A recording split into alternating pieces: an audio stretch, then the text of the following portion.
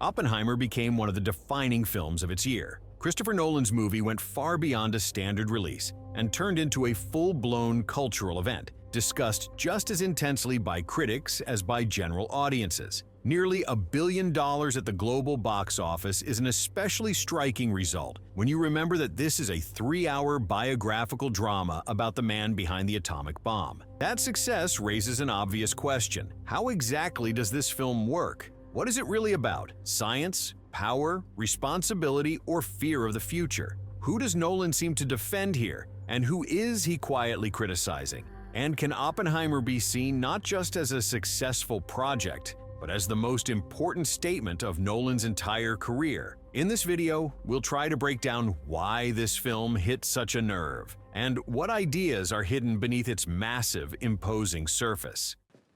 The world will remember this day.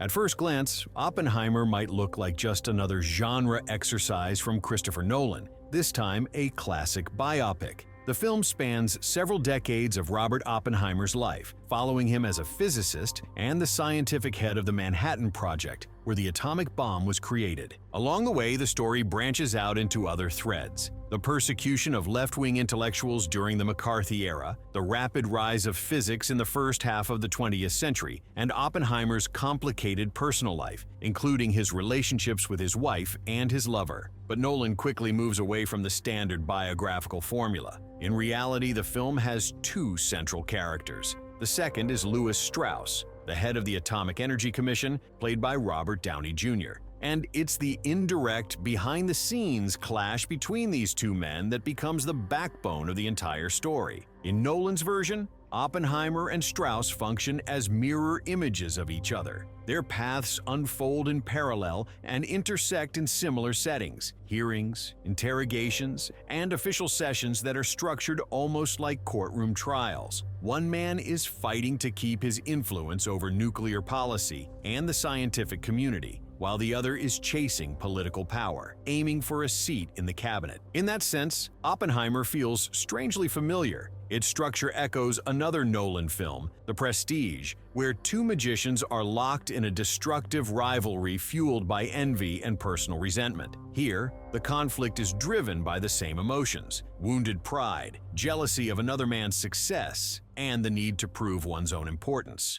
And then you humiliated him. But more useful than a sandwich.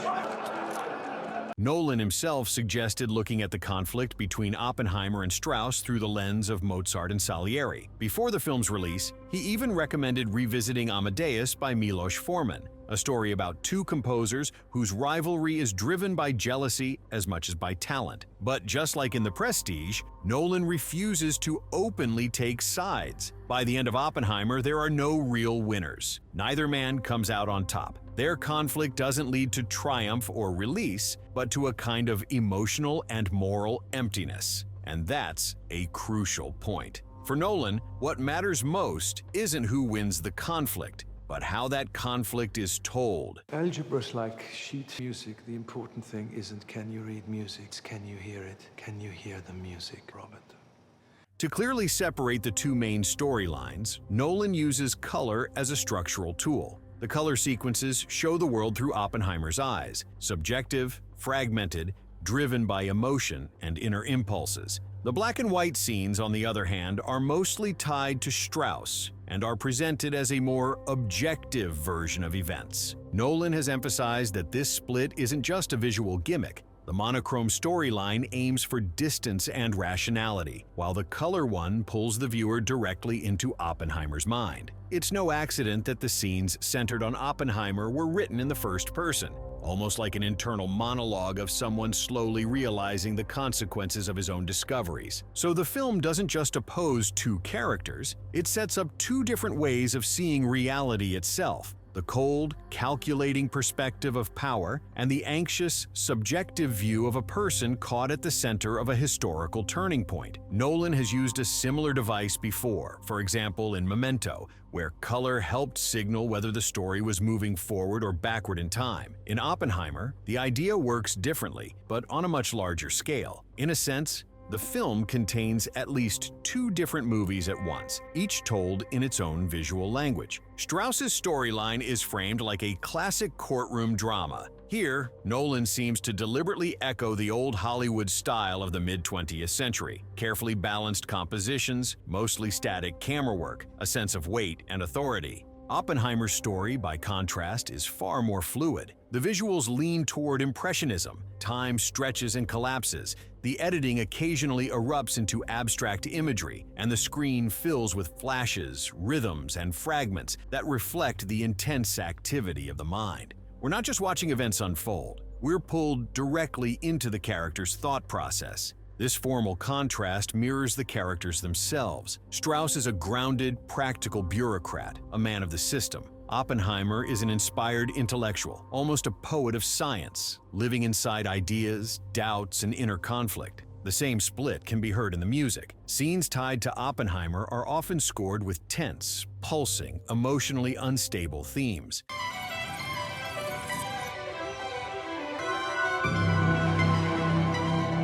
Strauss's scenes sound very different, restrained, controlled, built around calm minor tones that emphasize distance and authority. I'd love to introduce you. No need. I've known him for years. Nolan has always liked putting the audience inside his characters' heads, but here he pushes that idea even further. The film doesn't just talk about how these people think, it shows it. If a fear, memory, or idea comes up in dialogue, chances are we'll see it almost immediately. Neutrons smash into nucleus, releasing neutrons to smash into other nuclei. One of the most common criticisms aimed at Nolan goes like this. In Oppenheimer, we never actually see the direct consequences of the atomic attacks on Japan. No Hiroshima, no Nagasaki, no archival footage, no recreated devastation. But if you look at the film through the method Nolan chose, this feels less like an omission and more like a deliberate boundary. Neither Oppenheimer nor Strauss could have witnessed the bombings firsthand.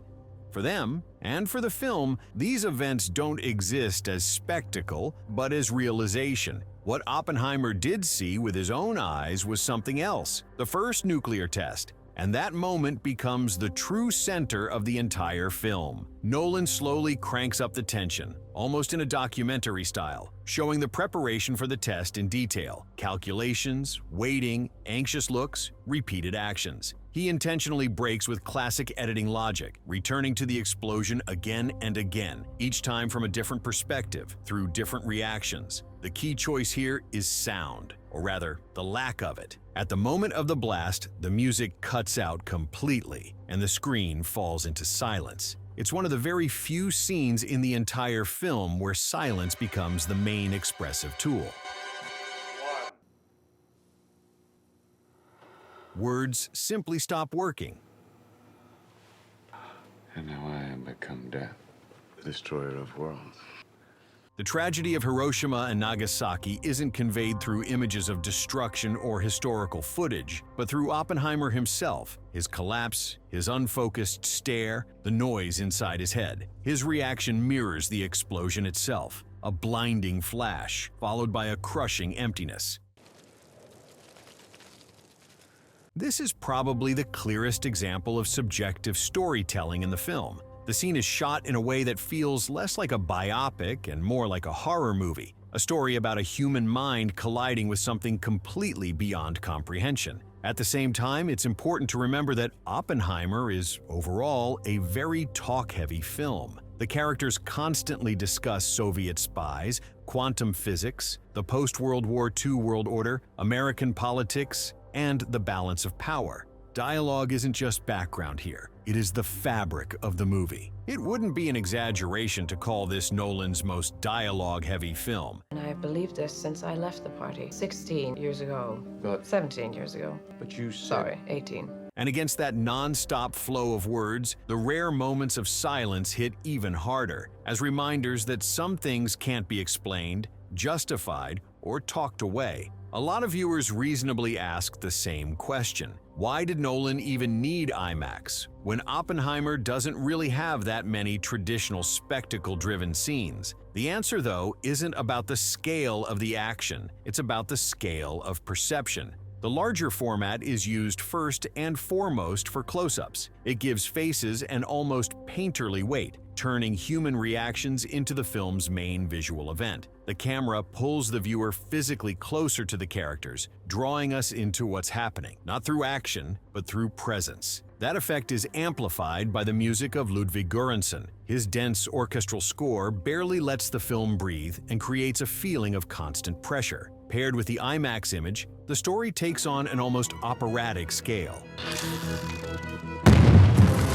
At the same time, Nolan takes a much more utilitarian approach to dialogue scenes. He avoids complex staging and usually shoots conversations in the most functional way possible, each character framed in their own shot. From a purely stylistic standpoint, this isn't especially bold or inventive, but that simplicity is intentional. Nolan wants to keep the visuals dynamic not through camera movement, but through rapid shifts in framing. The rhythm comes from editing, not from the space within the shot. This approach helps maintain tension even in scenes overloaded with dialogue. This style is familiar from early films by Christopher Nolan. His conversations are almost always built around single medium and close shots, sometimes cut quite aggressively and with little concern for spatial continuity between characters. They were trying to put you under. I'm already under. Under again. What do you mean, a dream within a dream?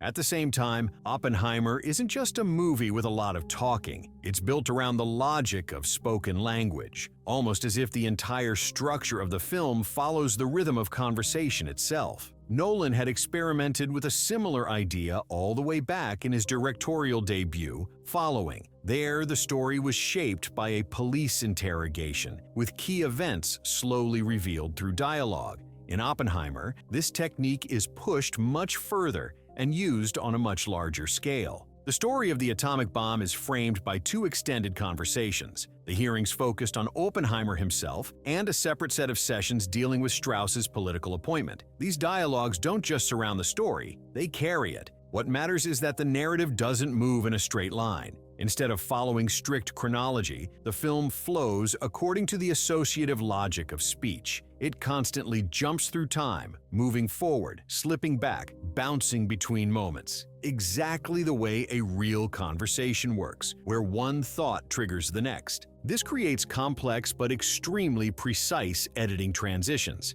Each cut holds onto an idea, extends a thought, adds a new layer of meaning, and keeps the viewer fully engaged. Your attention never gets a chance to drift. This structure also gives Nolan room to play his favorite game, time. Within a single editing sequence, he can connect memories from different moments, told by different characters, each with their own tone and perspective. There isn't one single truth here. It's assembled from fragments, pauses, and conflicting viewpoints. As a result, almost every cut delivers new information. The film never stalls or repeats itself. It keeps moving forward, even when it's technically moving backward in time. Let's go recruit some scientists. I told you, you can bring your family. I'm not a soldier, I mean. A soldier? He's a general. I've got all the soldier I need. Nolan turns Oppenheimer into a true stream of consciousness. Like many of his films, it's built symmetrically. Key events, images, and moments return at least twice, but each time in a new context, carrying a different meaning. One of the clearest examples is the brief conversation between Albert Einstein and Oppenheimer. Early in the film, we see this scene from Strauss's point of view, without knowing what was actually said. Only in the finale do we finally learn the content of that exchange, and suddenly the scene takes on a completely different weight. What did you say to him? Oh, he's fine.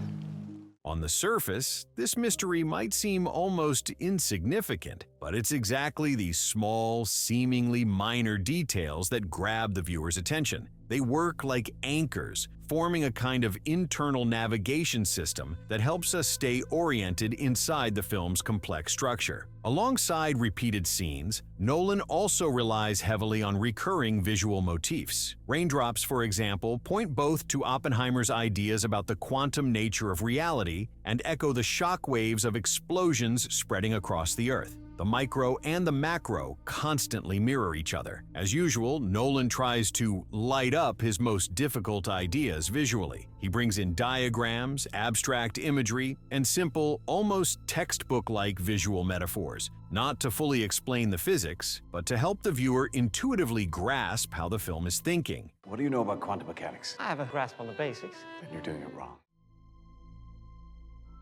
If you look back at Christopher Nolan's 20-year directing career, one pattern becomes hard to ignore. Almost all of his films are about men running into their own inner limits. Memento is about loss and the inability to let go of the past. The Prestige explores the destructive cost of obsession and rivalry. Interstellar is about the fear of losing connection with your children and the weight of fatherhood. Even the Dark Knight trilogy, despite its blockbuster scale, fits this pattern. A story about trauma, responsibility, and the burden of duty. Seen this way, Oppenheimer isn't an outlier at all. If anything, it feels like a natural next step. In some sense, it may even be Nolan's most personal film. His own version of 8½, a movie about creativity and the price of genius. Robert, you're the great improviser, but this you can't do in your head. It's no coincidence that the film references modernist art, paintings by Picasso, T.S. Eliot's The Wasteland. These details place Oppenheimer alongside radical 20th century thinkers, people who tried to push past familiar boundaries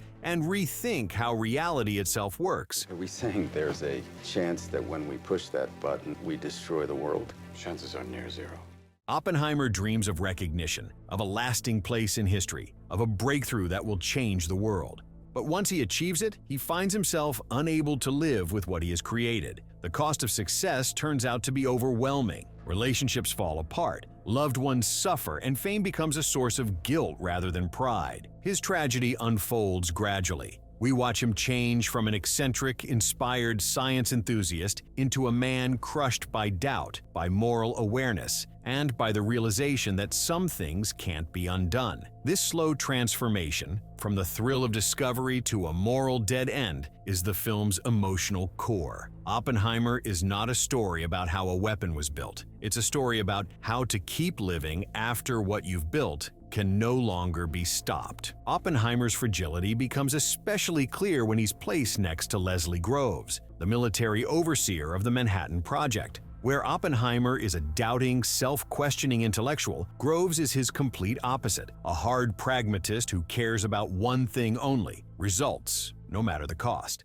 As much as you like, until you feel my boot on your balls. This contrast turns into one of the film's core conflicts between genius and the state. At the start, Oppenheimer treats the bomb as an intellectual challenge, almost as a creative problem. For him, it's an abstract task: find the most elegant and effective solution under extreme time pressure. The political consequences sit somewhere at the edge of his awareness, distant and abstract. For the government, things are much simpler. A scientific breakthrough is just a tool, something to be absorbed into the machinery of power and used for military advantage. Science loses its independence and becomes politics by other means. That's why the film repeatedly compares Oppenheimer to Prometheus. In the myth, Prometheus brings fire to humanity, a source of progress and power. But the tragedy is that fire doesn't care about intentions. It can warm and it can destroy. This is the point where Oppenheimer does something Nolan rarely allowed himself before. The film almost openly states its political message.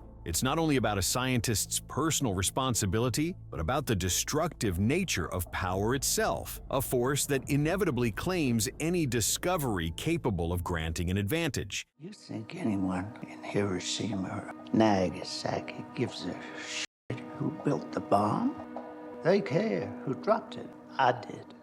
In this film, the bomb isn't just a weapon, it's a symbol of power. It's no coincidence that Stanley Kubrick once described the atomic bomb as an openly phallic image, a symbol of dominance, control, and the illusion of absolute power. Nolan is often criticized for pushing female characters to the background, and in Oppenheimer, that criticism is partly fair. But what matters more here is how harsh the film is toward its male characters. Blinded by the desire for recognition, status, and superiority, they end up bringing more pain into the world than good. The movie systematically dismantles the romantic myth of the great genius. I would have done anything I was asked to do. Well, then you would have built the H-bomb too, wouldn't you? I could. I didn't ask you that, Doctor! Nolan shows how the hunger for fame and control turns even the smartest minds into forces of destruction. Strauss's storyline makes this especially clear. In trying to ruin Oppenheimer's career,